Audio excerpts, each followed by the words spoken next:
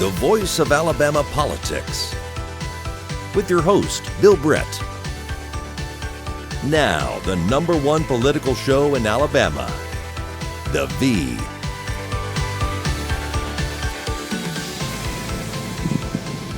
We're at Lee County Courthouse, day 11 of the criminal trial against Michael G.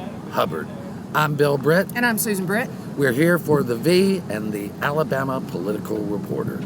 Susan, if Mike Hubbard is to be believed, he did nothing wrong. The problem here is that the prosecution just didn't understand what was really going on. They didn't understand how the system works. They don't understand how this legislation thing works. They don't understand that he and Bob Riley are just friends. They just don't get it. They really don't. I mean, he said that all his lobbying or all his consulting contracts were approved by the Ethics Commission. And they were out of state. They were all out of state, so they were all good. Yeah. That he never did anything in state to profit any of his people. He said that they were all legal. He said that every one of his investments were from friends. Well, except for Holbrook, and that was a loan. Yeah, that was a loan. The loan document, right. He said. It's the same document everybody else signed, but he just refers to it as a loan document. And since Mike Hubbard refers to it as a loan document, it must be a loan document, right? So anyway, he said that all the things he did for Riley was because he was my good friend. My friend.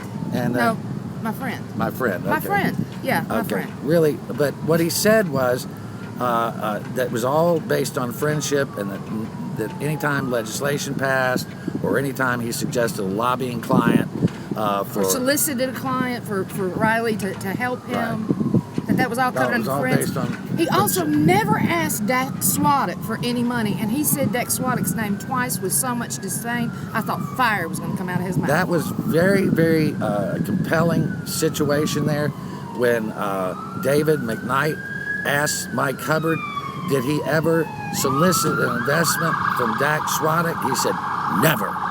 Really bold, really. Never from Dak Swadek. I mean, he just really was after Dax. It was acting like he hated Dax. Well, you could say that. He kind of looked like he was going to breathe fire any minute. So, well, and the other thing was when he talked about merging basically the state house, the office of the Speaker with Bob Riley. Again, it was just because they were friends. And the other thing was they had a running joke over there. They did have a running joke, and just nobody got it but them. Yes.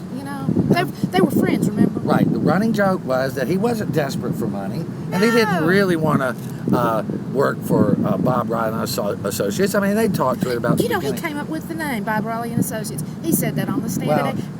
I mean, that's why it's a running joke. I can't even. I mean, that's so clever, Bob Riley and Associates. I'm telling you, I would have never thought of it. I would have never thought that. I mean. Bob Riley's his friend, It just proves that Mike is a marketing genius. He uses the man's own name, an ampersand, and Associates. Yeah, B-R and A. That's just brilliant. It's jamming for me. Okay. Well, I mean, listen, don't, our levity is to not diminish the seriousness of this. Not at all. Mike Hubbard, for the first 3 hours of the day, had a very, very, very good day because he was allowed to give his narrative unfettered and completely prepared. I mean, this man is a very good actor. He never stumbled on a word. He knew exactly what he was going to say. I mean, it was as if he had learned the script. And there was something that we mentioned the other day, or we were talking about the other day, we never mentioned it, was that Bob Riley, when he got up, that thing I told you about Baxley, where he always asks if we've ever met or if I've instructed you, he didn't say that to Riley.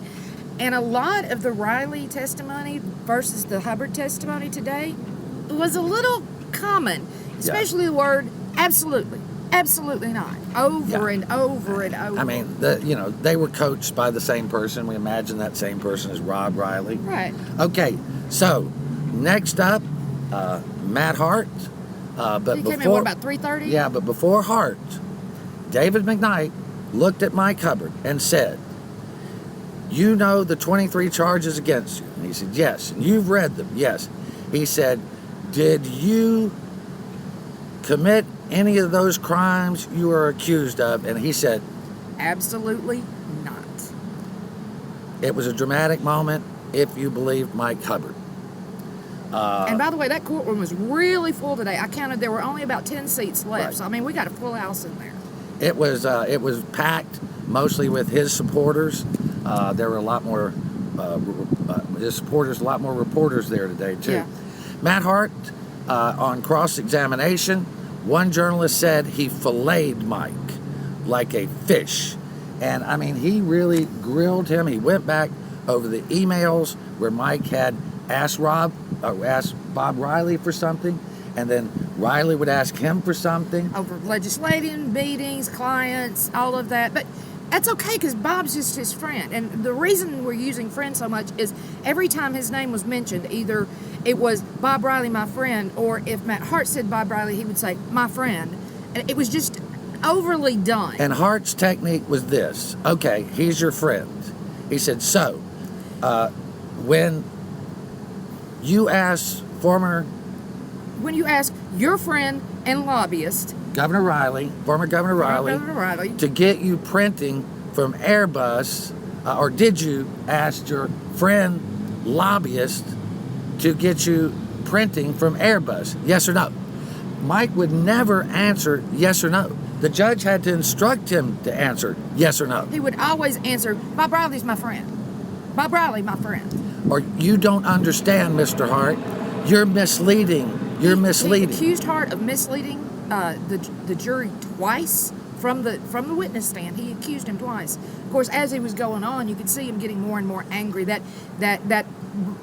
for those of you who know Mike Hubbard, that blood rising in his face when he starts to get really red and get angry, that started about 4 o'clock. I mean, he held it together, but he really came across as angry and condescending towards Hart. Well, too, and he really started getting angry when Hart started putting up the money up there. That he would compare the emails where he was begging Riley to help get him clients, help get him printing business, this, that, and the other. Meanwhile, he's averaging $35,000 a month, 56 of which is legislative pay, which wasn't enough.